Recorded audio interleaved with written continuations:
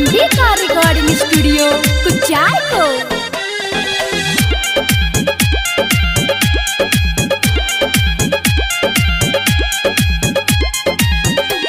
दसवा से लगल लड़ाई बा, दसवा से लगल लड़ाई बा, दुश्मन कइले चढ़ाई बा। तू इतना शक्ति दे दो कि दुश्मन के हम फाड़ दे।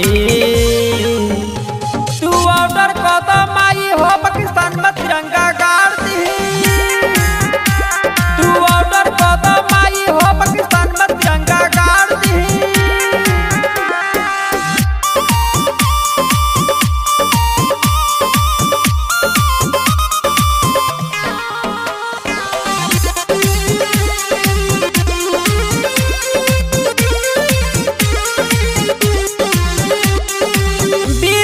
खाली ना बातो हर भरतिया माई हो गइले बानी तोहर भगतिया।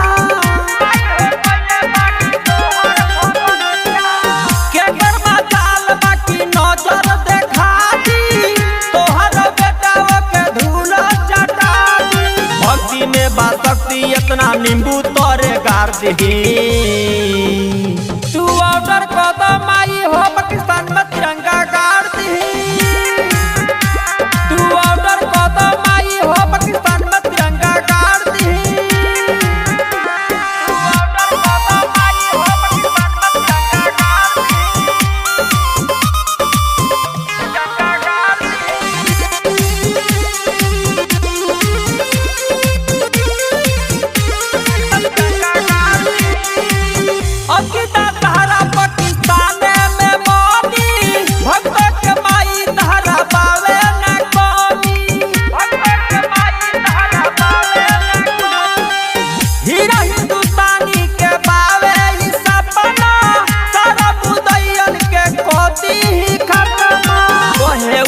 शर्मा की गर्दा के जैसन झाड़ दे।